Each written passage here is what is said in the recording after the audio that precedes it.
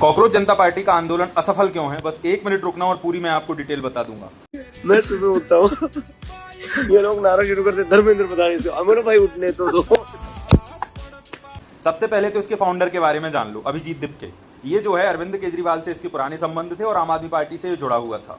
Reddit पर हमें पता चला कि सीजेपी जो है इसको आम आदमी पार्टी का प्रॉक्सी या रीब्रांडेड आंदोलन बताया जा रहा है। आधी रात तक भूखे प्यासे लोग तड़प रहे थे। पंडित फूड है। अरे बताओ। टाइम्स ऑफ इंडिया में ही पता लगा कि अमेरिका में रहकर भारत की राजनीति कर रहा है ये, इसलिए इसको ट्रोल होना पड़ा। और साथ ही साथ बीजेपी विरोधी होने के भी इस पर आरोप हैं और ये केवल वन मैन शो बनकर रह गए।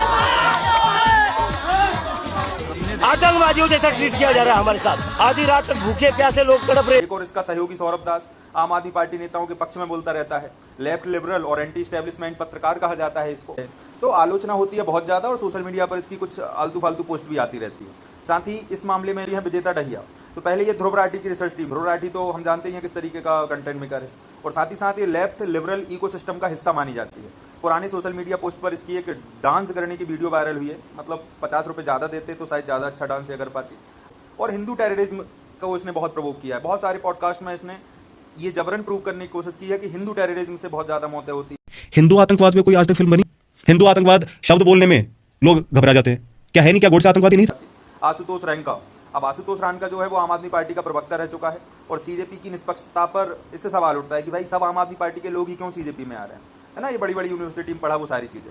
अब हम बात करेंगे कि भाई इसको 22 मिलियन फॉलोअर हो गए थे इसके, लेकिन 2200 लोग भी इसके आंदोलन में उपस्थित नहीं हो पाए। तो समझो मेरी बात, सीजेपी सोशल मीडिया पर बहुत तेजी से वायरल हुआ, लेकिन वायरल होना और पूरे देश में मजबूत संगठन खड़ा करना दोनों अलग बातें हैं। यह आंदोलन एक व्यंग्यात्मक प्रतिक्रिया के रूप में शुरू हुआ था। इसने लोगों का ध्यान तो खींचा, लेकिन कई लोगों ने इस पर गंभीर राजनीतिक अभियान की बजाय एक इंटरनेट ट्रेंड मान लिया। इसे स्पष्ट राजनीतिक शक्ति का अभाव भी रहा है, क्योंकि बड़े जन आंदोलनों के लिए राज्यों में संगठन, स्थानीय नेतृत्व, संसाधन और लंबे समय तक जनसंपर्क की आवश्यकता होती है।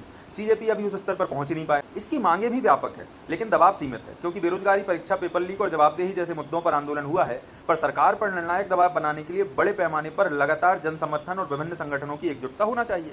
बाकी सरकार ने इस पर ज़्यादा ध्यान भी नहीं दिया, ना ज़्यादा कमेंट किए, तो ये ज़्यादा लाइट नहीं हो पाया। हमारे देश की मेन स्ट्रीम मीडिया ने इस पर कोई कवरेज नहीं दी।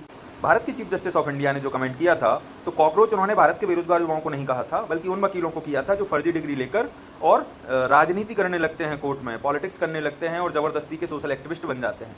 तो ये बातें सामने आने पर भी लोगों ने इस पर इंटरेस्ट कम लिया फिर बाद में। तो कॉकरोच जनता पार्टी का आंदोलन पूरे तरीके से फेलियर मानना ही अभी ठीक हो गया। अभिजीत दिपके स्वयं को अन्ना हजारे समझ रहा था, लेकिन उखाड़ कुछ भी नहीं पाया है।